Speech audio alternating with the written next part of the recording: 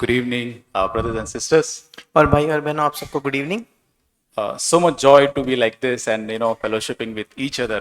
और बड़े आनंद की बात है इस प्रकार से मिलना, एक दूसरे के साथ संगति करना। I believe heaven will be like this, और मैं विश्वास करता हूँ कि स्वर्ग ऐसा ही होगा, where everybody will be, will have joy together and fellowship, and the most important, Jesus will be there. जहाँ हर किसी को सहभागिता का, संगति का वो आनंद मिलेगा, और सबसे मुख्य बात यीशु मसीह वहाँ होगा। And the theme of the camp is, as we know that, finding your place in the body of Christ. और जैसे हम जानते हैं हमारे इस कैंप का जो विषय है वो है मसीह की देह में आपकी जगह को ढूंढना। We know this phrase we might have heard couple of times, हमने शायद इस वाक्य को कई बार सुना होगा, and it's very good also. This is very good theme. और ये अच्छी बात भी है। But what draws my attention in this entire theme word is your place. और इस पूरे विषय में अगर एक चीज जो वाकई में मेरा ध्यान आकर्षित करती है वो है आपकी जगह पाना, Finding your own place in the body of Christ, आपकी खुद की जगह को खोजना मसीह की देह में। not someone else's place, ये नहीं कि किसी और की जगह, not my wife's place, मेरे पत्नी की जगह नहीं, not someone whom I'm looking their place. ये नहीं कि जिस व्यक्ति को मैं देख रहा हूं उसकी जगह। So this camp is all about my responsibility, my commitment to the body of Christ. और ये संपूर्ण कैंप यही है कि मेरी जगह पाना और मेरी जिम्मेदारी मसीह की देह के प्रति। So brothers and sisters, we live in a world that everybody is looking for identity. और मेरे प्रिय भाई और बहनों, हम एक ऐसे संसार में जीते हैं जहां हर एक व्यक्ति एक पहचान खोजने के पीछे है। They want to belong to some culture, some families, or even some groups. So they want the identity in the world. और लोग चाहते हैं कि मैं इस समुदाय का कहलाऊं, इस समाज का कहलाऊं, या कोई एक विशेष संगठन है, संघ है, उसका मैं कहलाऊं। किसी ना किसी जगह में वो पहचान खोजते हैं। But we as a disciples of Christ, we have one identity. पर हम जो यीशु मसीह के शिष्य हैं, हमारी एक ही पहचान है। And that is the greatest identity we can ever have. We are the part of God's body, और Jesus' body. ये सबसे महान पहचान जो हम कभी भी पा सकते हैं वो ये है कि यीशु मसीह की देह का हम एक हिस्सा है। Let's turn to 1 Corinthians 12:27. हम निकालेंगे पहला कुरिन्थियों उसका 12:27। It says 1 Corinthians 12:27. पहला कुरिन्थियों 12:27। Now you are the body of Christ and each one of you is a part of it. इस प्रकार तुम सब मिलकर मसीह की देह हो और अलग अलग उसके अंग हो। See, it starts that you are the body of Christ. और इसकी शुरुआत होती है कि तुम मसीह का देह हो। It's not a symbolic, Paul is saying here. और ये नहीं कि कोई चिन्हात्मक रूप से, प्रतीकात्मक रूप से पौलुस कह रहा है। He's not trying to say you are like the body of Christ. He's not saying like this. वो ये भी नहीं कह रहा कि तुम सब मिलकर मसीह की देह समान हो, ऐसा भी नहीं। It's very direct. You are the body of Christ. सीधे तौर पर वो कहता है तुम मसीह की देह It हो। is not he's comparing with anything, but he's saying the truth. वो यहाँ किसी से तुलना करके नहीं, बल्कि वो सत्य की घोषणा करता है। And brother and sister, such a privilege. This is our identity that we are the body of Christ on the earth. और भाई और बहनों, यही बड़े सौभाग्य की बात है, ये हमारी पहचान है इस पृथ्वी पर कि इस पृथ्वी पर मसीह की देह का हिस्सा हम है। But how often we take it so lightly? पर कितने बार हम इसे बड़े हल्के में लेते हैं। Do we really know that what a great privilege, brothers and sisters, we have? क्या हम वाकई में जानते हैं भाई और बहनों कितना महान एक सौभाग्य हम सबका है। I think yesterday's daily devotion, brother Zach says that in the Old Testament, Israelite was known with something. और कल के हमारे प्रतिदिन के डेली डिवोशन में भाई जैक कह रहे थे कि पुराने नियम में इस्राएल को एक उपमा दी गई थी, एक शीर्षक दिया गया So था। they were known in the Old Testament kingdom of priest and holy nation. और पुराने नियम में उन्हें एक राजाओं, एक याजकों का राज्य या एक पवित्र प्रजा करके कहा गया So था। entire Old Testament we see that there were 12 tribes, the sons of Jacob. और संपूर्ण पुराने नियम में हम देखते हैं 12 गोत्र थे, याकूब के 12 पुत्र थे। So throughout the Old Testament we see their roles, their function, their leadership, what they did, what the blessing they received from the Lord. और हम पूरे पुराने नियम में देखते हैं उनकी जिम्मेदारी क्या थी, उनकी भूमिका क्या थी, परमेश्वर की ओर से उनको क्या आशीष प्राप्त हुई। But they never were called the body of Christ. पर उनको कभी भी मसीह की देह नहीं कहा गया। But it's only in the New Testament when Jesus came, he died, he rose again, and now we are the body of Christ. केवल और केवल नए नियम में ही जब यीशु मसीह आया, वो मरा और जी उठा, तभी हम मसीह की देह कहलाते हैं। Brothers and sisters, this is really a very blessed mystery that we have in our life. और भाई और बहनों, वाकई में ये एक बहुत ही धन्य एक रहस्य है हमारे जीवन का। The body of Christ, the church on earth, is such a privilege that we have. और मसीह की देह जो कलीसिया इस पृथ्वी पर है, बहुत बड़े सौभाग्य की बात है। This is not a story tale or something fiction, but this is the eternal truth, really. ये कोई कहानी या सुनी सुनाई कोई कथन नहीं है, बल्कि ये अनंत सत्य है। have we truly valued the body of Christ? क्या हमने वाकई मसीह की देह का मूल्य समझा है, किया है क्या? How do we value when something is very valuable? अब अगर हमारे जीवन में कोई चीज बड़ी बहुमूल्य होती है, उसका हम मूल्य कैसे करते हैं? For example, like gold. उदाहरण के तौर पर सोना। Do we ever keep gold along with the trash or garbage? क्या हम कभी सोने को कचरे के साथ मिलाकर कूड़े के साथ रखते हैं क्या? We always protect it. We always treasure it. हम हमेशा सोने को सुरक्षित रखते हैं, हम उसे बड़ा खजाना के समान समझते हैं। Whatever best effort, sacrifice I can do to preserve that gold, because this is priceless, this is valuable. जो सर्वश्रेष्ठ मैं कोशिश कर सकूं, बलिदान कर सकूं इसकी सुरक्षा करने के लिए, क्योंकि ये अनमोल है। Is it the same way have we understood the body of Christ? बिल्कुल वैसे ही क्या हमने मसीह की देह को समझा है क्या? More than any else, do we prioritize the body of Christ in our life? किसी भी अन्य चीज से बढ़कर क्या मसीह की देह को हमारे जीवन में हम प्राथमिकता देते हैं क्या? We know in our fellowship, in online fellowship, there are some few brothers and sisters joining from other country. The 10 o'clock when they join for the meeting, it is 5:30 a.m. in the morning. और हम जानते हैं कि हमारे ही सभाओं में जो online सभाएं होती है, अन्य देशों से कुछ लोग जुड़ते हैं। जब हमारी सभा शुरू होती है वहां सुबह के 5 बजे होते हैं। Because they value the fellowship, because they know that this is where I belong. पर फिर भी वे जुड़ते हैं, क्यों? क्योंकि वो जानते हैं कि संगति का क्या मूल्य है। वे जानते हैं कि ये मेरी जगह है, मैं यहाँ का हूं। The church is not an optional thing for us, कलीसिया हमारे लिए कोई वैकल्पिक चीज नहीं है, but it is a central theme. It is mandatory. I cannot live my Christian life without the body of Christ. बल्कि ये बुनियादी चीज है कि इसके अलावा मैं अपने मसीह जीवन को नहीं जी सकता। Just we never miss a flight whenever there is a flight, 2 hours before, 3 hours. We always value that because the time is a value there. अगर कभी हम हवाई जहाज में जाते हैं तो कभी उसे हम ऐसे ही चूक नहीं जाते। हम 2 घंटे 3 घंटे पहले जाएंगे, क्योंकि हम जानते हैं समय वहां बहुमूल्य है। Something valuable. I have paid the price of that flight and I have to be on time. क्योंकि उस हवाई जहाज का टिकट खरीदने के लिए मैंने कोई कीमत चुकाई है और उसकी वजह से मुझे समय पर वहां पहुंचना है। Brothers and sisters, that we are here, that from our casual attitude, we really value the body of Christ. और भाई और बहनों, कभी कभी हमारा जो बड़ा ही हल्का रवैया होता है वो दिखाता है कि हम वाकई में मसीह की देह का कोई मूल्य भी करते हैं कि नहीं। So this is our personal commitment to the body of Christ. Where are we today? और मसीह की देह के प्रति एक व्यक्तिगत हमारा जो समर्पण है वो दिखाता है कि आज हम कहाँ हैं। You cannot love the head, the Jesus Christ, and ignore the body of Christ. ये संभव नहीं है कि जो सिर है मसीह यीशु से आप कहो कि मैं उससे प्रेम करता हूं, पर उसकी जो देह है उसको आप पूरे तरीके से नजरअंदाज For कर me, देते हो। Christ, the God is, Holy Spirit is all important thing, but the body of Christ is not valuable. For me, the God, the Holy Spirit, Jesus is most important thing, the body is not. और हम ऐसे नहीं कह सकते कि हाँ मेरे लिए प्रभु जो है पवित्र आत्मा या यीशु मसीह बहुत महत्वपूर्ण है, पर उसका शरीर महत्वपूर्ण नहीं है। If I do that, I am a hypocrite. अगर मैं ऐसा करता हूं तो मैं एक पाखंडी, एक कपटी हूं। Acts 2:42. Let's turn to Acts 2:42. हम निकालेंगे प्रेरितों 2:42। It says that the early church about that they were devoted to each other. Can we read it? और प्रेरितों 2:42 कहता है, वे प्रेरितों के से शिक्षा पाने और संगति रखने और रोटी तोड़ने और प्रार्थना करने में लौलीन रहे। इंग्लिश में लिखा है समर्पित रहे। So this is the dedication that early church had towards apostles, to the church, early church. और पहले की कलीसिया में पहले के मसीहों को इस प्रकार का एक समर्पण था उस कलीसिया के प्रति। And brothers and sisters, today in skit also we saw that when one part is missing in the body, how it's malfunctioning. और भाई और बहनों, आज दोपहर में भी हमने वो स्किट्स के समान, नाटकों के समान देखा कि अगर एक जो अंग है वो अगर काम नहीं करता तो कैसे पूरा शरीर किसी तरीके से मानो अपाहिज हो जाता है। So many times, in the morning, if I search for mobile charger or comb, if I don't get, I get little bit stress.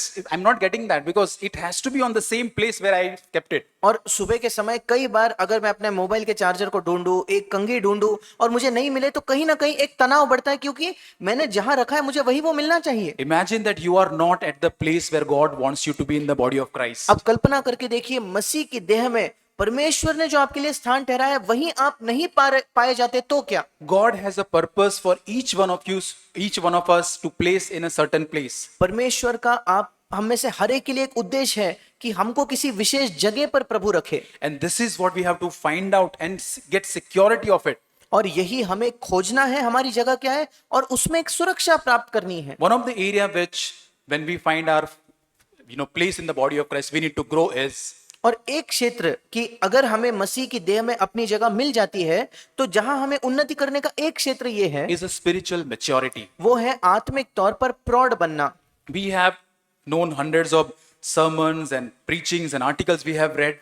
हो सकता है कि हमने कई कई संदेश सुने हैं, लेख पढ़े हैं, सभाओं में शामिल हुए होंगे। Are we really growing in the spiritual maturity? क्या आत्मिक सयानेपन में, क्या आत्मिक प्रौढ़ता में हम वाकई में बढ़ रहे हैं क्या? Hebrews 5:14. इब्रानियों 5:14 Hebrews 5:14 says, "But solid food is for the mature, who because of practice have their senses trained to discern good and evil." इब्रानियों 5:14 पर अन्न सयानों के लिए है, जिनको ज्ञानेंद्रिय अभ्यास करते करते भले बुरे में भेद करने में निपुण हो गई How है। do we become a mature? It's just not increasing our knowledge, अब हम सयाने बनते हैं या प्रौढ़ कैसे बनते हैं? केवल ज्ञान को बढ़ाकर नहीं। not 100% attendance. It's good to have attend the meeting, but it's not just mere attendance. ये नहीं कि 100% हम हिस्सा ले रहे हैं। हाँ, सभाओं में हिस्सा लेना अच्छा है, पर केवल हिस्सा लेना पर्याप्त नहीं है। But how we are responding to the purpose that God has, how we are responding to the will of God in our life. पर परमेश्वर का जो हमारे लिए उद्देश्य है, परमेश्वर के हमारे जीवन के लिए जो योजना है, उसके प्रति हम कैसे प्रतिक्रिया देते The हैं? circumstances, the failures, different areas that God has allowed in our life, how are we behaving? जो परिस्थितियां हैं, जो असफलता है हमारे जीवन के अलग अलग क्षेत्रों में, कैसा बर्ताव है In हमारा? our physical body, if we see that one part is not growing, how that body will be? हमारे शारीरिक शरीर में हम जानते हैं अगर एक हिस्सा सही से उन्नति ना करे तो वो शरीर कैसा होगा? Brothers and sisters, God wants that His children to be mature, to understand, to have the discernment in the body of Christ. भाई और बहनों, परमेश्वर चाहता है कि उसके बच्चे सयाने बने, प्रौढ़ बने और मसीह की देह में उन्हें परख करने की क्षमता The हो, discernment between good and evil. भले और बुरे के बीच की परख उनमें हो। And one more area that I want to speak, that sometimes it stops us to find our exact place in the body of Christ is. और एक और क्षेत्र में बांटना चाहता हूं। एक कारण है क्यों कई बार मसीह की देह में मेरी क्या जगह है वो हम नहीं ढूंढ पाते, उसकी एक वजह ये है, So many times because I'm offended. कई बार क्योंकि मैं नाराज हो जाता हूं, मैं बुरा मान जाता There हूं। is a danger of offending myself. और खुद बुरा मान जाना, नाराज हो जाना, इसमें खतरा है। And there are so many times that we don't show it outside, but inside we carry that. और कई बार हम ये बाहर से दिखाते भी नहीं, पर अंदर से हम ये नाराज होना लिए फिर रहे हैं। I'm very nice and very good brother unless and until I'm corrected. और मैं बहुत अच्छा भाई हूँ, बहुत कोमल भाई हूँ, जब तक कि मुझे कोई सुधारे ना। My genuine test of humbleness is how I respond to the correction. मेरे नम्रता की वाकई में परीक्षा यही है कि जब कोई मुझे सुधारता है तो उसके प्रति मैं क्या प्रतिक्रिया देता हूँ। Proverbs 18:19 नीति वचन उसका 18-19 is a warning when we are offended, how we should respond to that. ये हमारे लिए एक चेतावनी है कि जब हमें सुधारा जाए तो हम कैसे उसके प्रति प्रतिक्रिया देते हैं। An offended friend is harder to win back than a fortified city. या माफ कीजिएगा, जब हम बुरा मान जाते हैं तब नीति वचन 18-19, चिड़े हुए भाई को मनाना दृढ़ नगर के ले जाने से कठिन होता है। इंग्लिश में लिखा है जो बुरा मान जाता है वो भाई। So here there is a offended brother and there is a fortified city. और यहाँ एक बुरा माना हुआ, जिस व्यक्ति को बुरा लग गया है, जो व्यक्ति नाराज हो गया, वो एक भाई है। और यहाँ एक अच्छी सुदृढ़, जिसको एक बड़ी ऐसी एक शहर है। So in those times there was a thick and high wall to protect the city. और उस समय एक बड़ी दीवार, बड़ी शहरपनाह बनाई जाती थी ताकि उस शहर की सुरक्षा की जाए। Those are the fortified city that soldiers are guarding the city. और वहां एक सुदृढ़ ऐसी दीवार होती थी जहां सैनिक तैनात होते थे उसकी सुरक्षा करने के लिए। Very difficult to attack those walls and enter into that city. और उन दीवारों पर हमला करके उस शहर के अंदर घुसना बड़ा मुश्किल होता था। And that's called fortified city. और उसी को कहता है एक अच्छे से दृढ़ किया हुआ सुदृढ़ ऐसा नगर। But this verse says that it is easy to win such fortified cities than the offended brother or sister. पर यहाँ लिखा है कि ऐसे सुरक्षा की हुई जो शहर है उसको भी जीत लेना आसान है, इसके बजाय कि एक जो भाई बुरा मान गया, जो नाराज हो गया, उसको जीतना। Such a powerful that feeling is.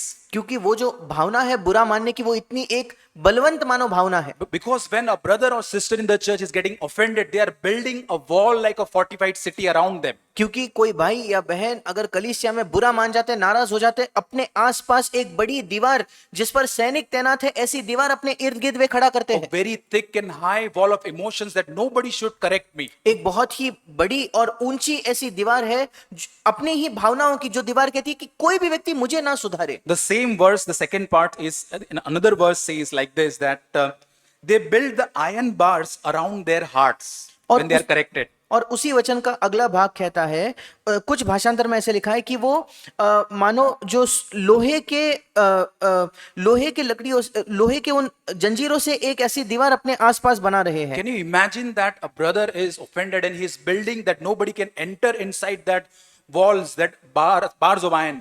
और सोच कर देखिए, वो लोहे के मानो उन चीजों का इस्तेमाल करके एक भाई अपने आसपास एक ऐसी सुरक्षा बना लेता है कि कोई अपने अंदर ना आ पाए, I should not be corrected. Why should I be submit?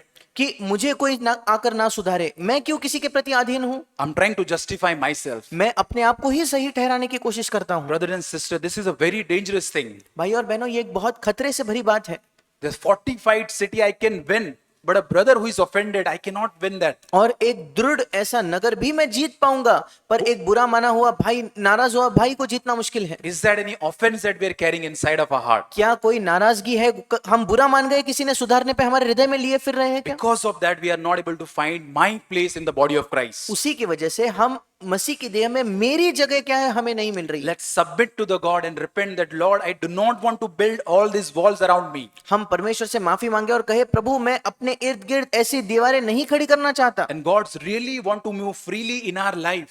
और वाकई परमेश्वर बड़े स्वतंत्रता से हमारे जीवन में कार्य करना चाहता Brothers है। and sisters, the offense can be so dangerous, so powerful to destroy our life. और नाराज हो जाना, बुरा मान जाना इतना सामर्थ्य से भरा है कि हमारे जीवन का नाश वो कर सकता है। Let's turn to Amos 7:7. हम निकालेंगे आमोस की पुस्तक, उसका 7 अध्याय 7 वचन। That how God wants us to be aligned with His body of Christ. कैसे परमेश्वर चाहता है कि मसीह की देह के साथ उसी दिशा में हम हो। Amos 7:7 it says, "Behold, the Lord stood on a wall made with plumb line in His hand." और आमोस उसका 7 का 7, उसने मुझे यह भी दिखाया, मैंने देखा कि प्रभु साहुल लगाकर बनाई हुई किसी दीवार पर खड़ा है और उसके हाथ में साहुल है। So let's understand this plumb line is in construction site. This plumb line is very simple tool. It is used. और ये जहां कहीं बांध काम होता है, जहां इमारतों को बनाया जाता है, ये जो साहुल होती है बड़ा साधारण सा एक औजार है। There is a string, there is a rope, and there is a something round, very heavy something at the bottom. और एक लंबी रस्सी होती है, उसके नीचे एक भारी मानो कोई चीज, एक गोल सी चीज वहां लटकाई होती But है। in the construction site, it plays a very important role. पर जब किसी चीज को बनाया जा रहा है, दीवार को बनाया जा रहा है, उसका बड़ा महत्व है It aligns vertical alignment, that the entire wall is aligned. कि वो जो दीवार कितनी सीधी है, उसके सीधाई को दिखाने वाली वो एक यंत्र है। However skilled that wall that person is bringing, but if he's not using that plumb line, that can be zigzag. वो बनाने वाला मिस्त्री कितना भी कुशल क्यों ना हो, अगर वो उस साहुल का इस्तेमाल नहीं करेगा तो वो जो दीवार है वो कहीं ना कहीं आड़ी टेढ़ी बन जाएगी। Eventually he is building the wall, but that plumb line he is not using, and that will collapse. That wall is not a stronger wall. और आखिरकार दीवार तो बनाएगा, पर क्योंकि साहुल का इस्तेमाल नहीं किया गया, वो आड़ी टेढ़ी नहीं है, कहीं वो गिर जाएगी। What this verse is, God is that hand, isn't that Israelite and holding a plumb line in his hand. और यहाँ प्रभु कहता है कि प्रभु इसराइलियों के बीच साहुल लेकर वहां खड़ा है। And that plumb line today in the church, God is also handling, is the word of God. और आज भी परमेश्वर के कलीसिया में वो साहुल लिए हुए परमेश्वर खड़ा है, और वो साहुल है परमेश्वर का वचन। Just imagine that every person sitting here is a brick. और कल्पना करके देखिए, यहाँ बैठा हुआ हर एक व्यक्ति एक ईंट है। We are coming together, building the body of Christ, one after the other, encouraging and supplementing each other. हम एक साथ आते हैं, एक दूसरे को प्रोत्साहित करते, एक दूसरे को आधार देते हैं। The word of God says, 1 Peter 2:5, पहला परमेश्वर का वचन कहता है, पहला पत्रस 2:5, that you are the living stones कि आप जीवते पत्थर हो and you are being built into a spiritual house. और एक आत्मिक घर में आप बनाए जा रहे हो। See, this is the function, this is the role that we have in the body of Christ. और ये एक भूमिका, ये एक कार्य है हमारा जो मसीह की देह में है। So one brick says, I would like to show something in the church, the talent that I have, something which I'm different. और मानकर देखिए, एक ईंट ये कहती है कि मुझे दर्शाना है, मुझे प्रदर्शित करना है कि देखो मेरे अंदर ये एक कला है, मैं सबके सामने प्रदर्शित करना So this चाहती is हूँ। like a brick. You can see here that, right hand side corner is a bricks. One brick says that I want to show something, my skills, my talent, I want to come out little bit ahead. और यहाँ एक ईंट है, आप इस ईंट को देख पाते हो। एक ईंट कहती है कि मुझे थोड़ा सा आगे आकर अपने आप को प्रदर्शित करना है, देखो मेरे अंदर ये कला है, ये गुण है। Another brick says that I don't want to submit to the eldership or the church or I don't want to do, I'll go backside. और दूसरी एक ईंट है जो कहती है नहीं नहीं, कलीसिया में जो प्राचीन हैं उनके मैं अधीन नहीं होना चाहती, उनके अगुओं के अधीन नहीं होना चाहती, मैं पीछे हट जाती हूँ। Another brick says, oh, I'll casually join the body of Christ. Everybody is going, this is a nice church, it's wonderful. I'll be just little side ahead. और तीसरी जो ईंट है वो कहती है मैं बड़े हल्के में सहजता से किसी मसीह की देह से जुड़ जाता हूँ। हर सब लोग कहते हैं अच्छी कलीसिया है, चलो मैं यही ऐसे ही जुड़ जाता See, हूँ। I'm every day Sunday, I'm going. There is no commitment required in this church. और देखो हर रविवार मैं जाता भी हूँ इस कलीसिया में और यहाँ कोई समर्पण की भी कोई आवश्यकता नहीं One है। believer wants to be seen, one believer don't want to be seen.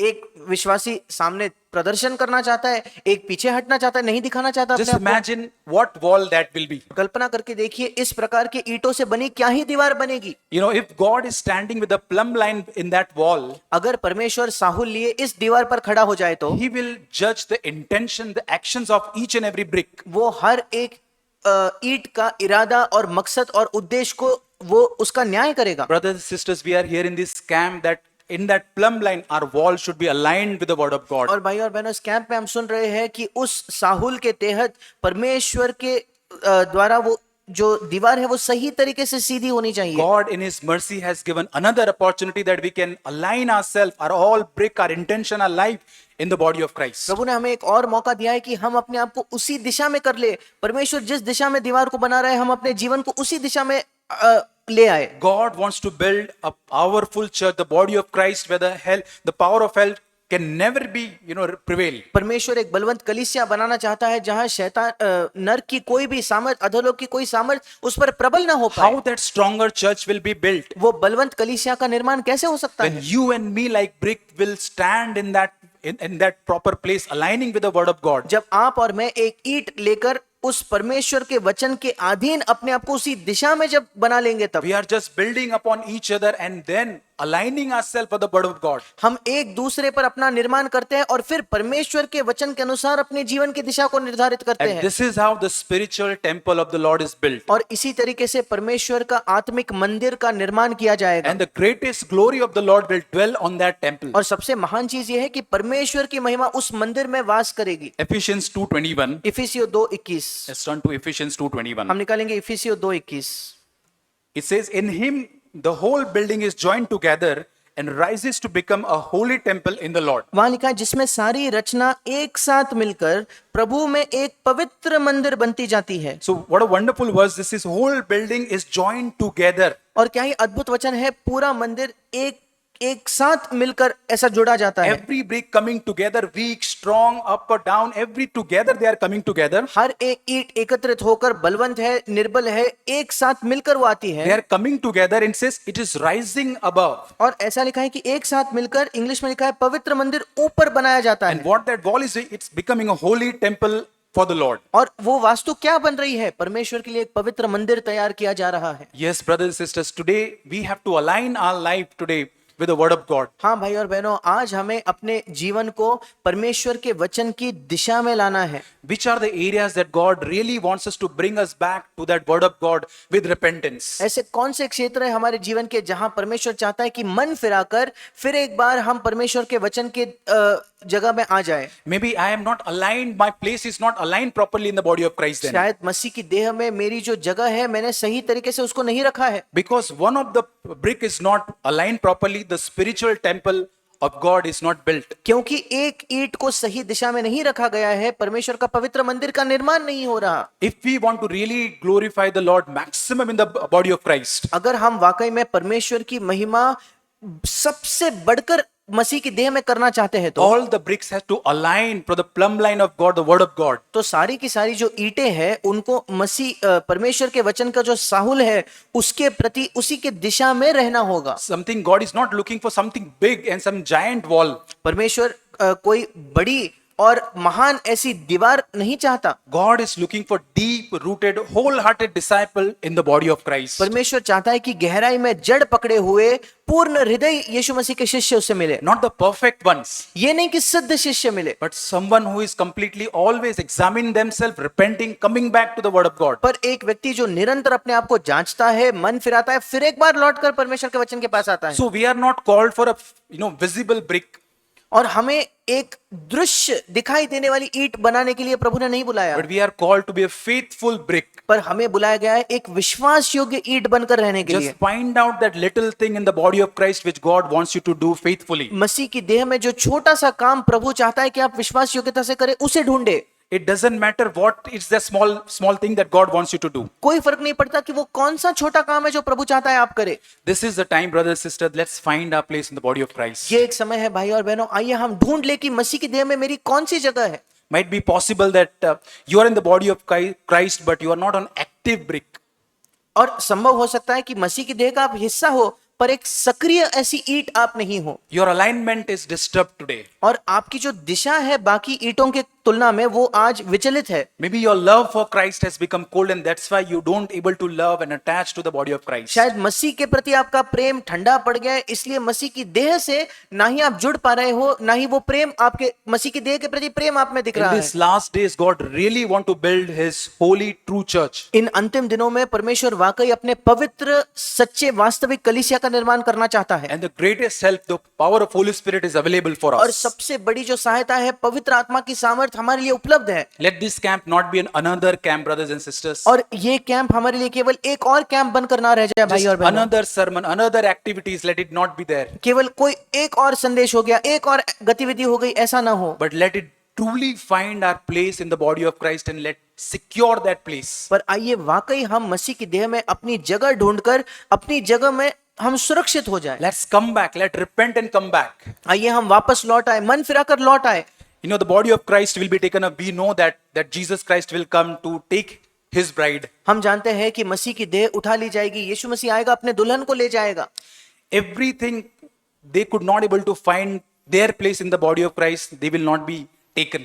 जो कोई व्यक्ति मसीह की देह में अपनी जगह नहीं ढूंढ पाया है, ऐसा व्यक्ति नहीं उठा लिया जाएगा। Decide today. We know that 10 virgins. आज हमें तय करना होगा, हम उन 10 कुंवारियों को जानते हैं। 10 virgins were all truly waiting for the Lord. 10 के 10 कुंवारियां वाकई में परमेश्वर की बाट जो रहे थे। I believe that they all are found. If they were today, they are found in the church, attending, listening all the messages. और मैं विश्वास करता हूं ये 10 कुंवारियां अगर आज होती, 10 के 10 कलीसिया में आती और सारे संदेशों को सुनती, हर सभा में जुड़ती। Because they know that bridegroom is coming and we have to wait for him. क्योंकि वे 10 की 10 कुंवारियां जानती थी कि हाँ दूल्हा आ रहा है, हमें उसकी बाट जोनी है। They were knowing the truth, but they were not found at the place that they should be. वे सत्य को जानते थे, पर जिस जगह उन्हें होना था उस जगह में वे नहीं पाए गए, But they were not prepared और वे तैयार नहीं थे when Jesus came to meet them. जब यीशु उनसे मिलने आया। What a sad state that is. क्या ही दुख की अवस्था ये है That they were not found at that place when the bridegroom came. कि वे उस जगह में नहीं पाए जाए जब वो पाए गए जब दुल्हा वापस आया। Brothers and sisters, let it not be called for us that way. और भाई और बहनों, हमारे जीवन में इस प्रकार से ना हो। Let it be that according to that 5 virgins, always ready. और ऐसा ही हो कि उन 5 कुंवारियों के समान हम निरंतर तैयार We हैं। are always willing, we are always alert, we are always prepared to meet our God because we have found our place in the body of Christ. हम निरंतर सचेत है, चौकस है, हम तैयार हैं क्योंकि मसीह के देह में हमने अपनी जगह खोज ली है। May Lord really help each one of us to find our true place और in the body of Christ. प्रभु वाकई में हम में से हर एक की सहायता करे कि मसीह की देह में हमारी वास्तविक जगह हमें मिल जाए। Let's examine every time that you get free time with brothers and sisters. What is my place? Where am I? Where I have to grow? और हम अपने आप को जांच कर देखें, जब भी हमें खाली समय मिले भाइयों बहनों के साथ, हम जांचें मैं कहाँ हूँ, मुझे किस क्षेत्र में उन्नति करनी है। Brothers and sisters, as I started that we have a greatest privilege on the earth to be part of the body of Christ. और भाई और बहनों, जैसे मैंने शुरुआत की, सबसे महान सौभाग्य हमारे पास है कि मसीह की देह का हम एक हिस्सा है। We just have to value, we just have to come back again to that body of Christ. हमें केवल उसका मूल्य करने की जरूरत है, उसके पास लौट कर आने की जरूरत है। Revive our commitment to the body of Christ. मसीह की देह के प्रति हमारा जो समर्पण है उसको हम पुनः स्थापित करें। Maybe I have become so cold to the commitment, my contribution to my church. शायद मेरे कलीसिया के प्रति जो मेरा समर्पण है, मेरा जो योगदान है, उसमें मैं बहुत ठंडा पड़ गया हूँ। Or maybe I know that some brothers and some sisters are doing some work in the church. या मैं जानता हूँ कुछ भाई कुछ बहन कलीसिया में कुछ काम कर रहे हैं, But if I am not ready, I will be that 5 foolish virgins. पर अगर मैं तैयार नहीं हूं तो मैं उन 5 मूर्ख कुंवारियों के समान बनूंगा। Only thing I have to find my place in the body of Christ. इकलौती चीज है कि मसीह की देह में मुझे अपना हिस्सा, अपनी जगह ढूंढनी है। May Lord help us to be gripped by this truth. परमेश्वर हमारी सहायता करे कि सत्य से हम जकड़े जाएं। May Lord help us. परमेश्वर हमारी सहायता करे।